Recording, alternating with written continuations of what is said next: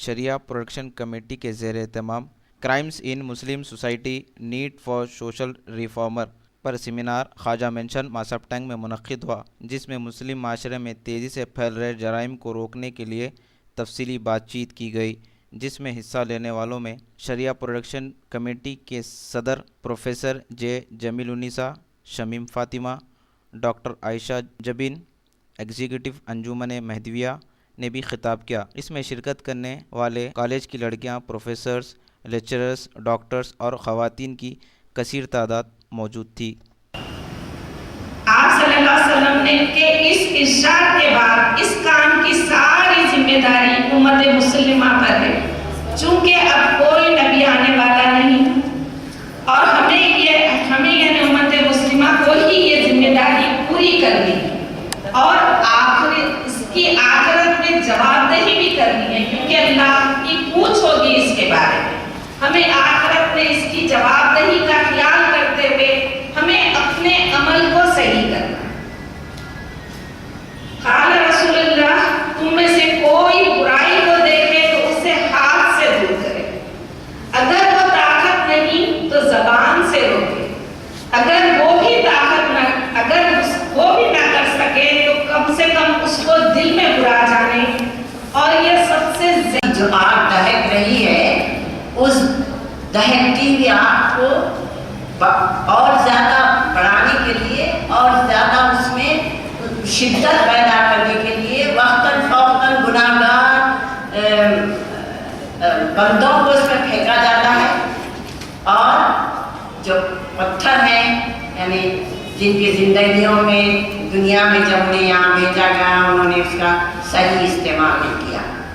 تو وہ اس کا ایندھن ہے، تو اس سے تم اسی زندگی میں اپنے آپ کو بچاؤ۔ اب دیکھیے آپ کہ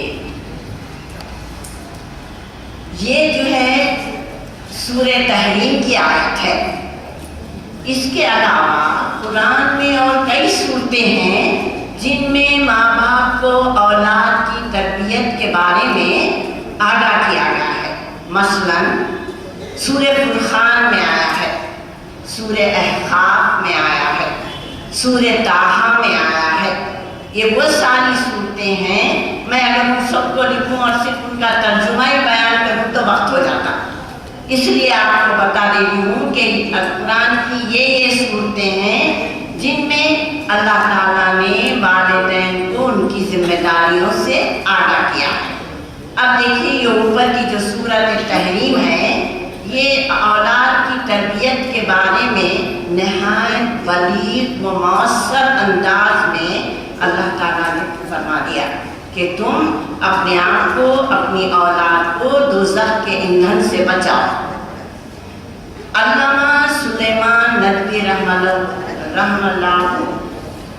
نے اس آیت کو بیان کرتے ہوئے فرمایا تھا کہ قرآن پاک نے ایک مختصر فقرے میں، چھوٹے سے چھوٹے جملے میں جو صرف 4 لفظوں پر مرکب ہے، 4 لفظوں سے مل کر بنا ہے، اس مرکب ہے اولاد کی تربیت کو ایسے جامع طریقے سے ادا کر دیا ہے کہ اس کی تشریح و تفصیل کے لیے دفتر کے دفتر لکھے جا سکتے ہیں۔ اوپر جو میں آیت پڑھی 4 لفظ دیکھا، یا ایھا الناس، یعنی آپ سب کو مخاطب کر کے اللہ فرماتا ہے کہ اے ایمان والو، اے مسلمانوں، قوا انفسکم واہلیکم، تم بچاؤ اپنے آپ کو، اپنے اہل ویال کو، اپنی اولاد کو۔ کس سے بچاؤ؟ دوزخ کی آگ سے، جس کا کہ ایندھن انسان اور پتھر ہے۔ تو اب دیکھیے کہ اولاد کی تربیت ایسے جامع طریقے سے ادا کر دیا گیا ہے کہ اس کی تشریح و تفصیل اگر بیان کی جائے تو سلیمان ندوی فرماتے ہیں کہ دفتر کے دفتر لکھے جائیں تو اس کے لیے کافی نہیں ہے۔ یہ آگ، یعنی آپ کو بتا کہ بچاؤ آگ سے، کیا مراد ہے آگ سے؟ یہ آگ جو ہے جہنم کی آگ ہے، مگر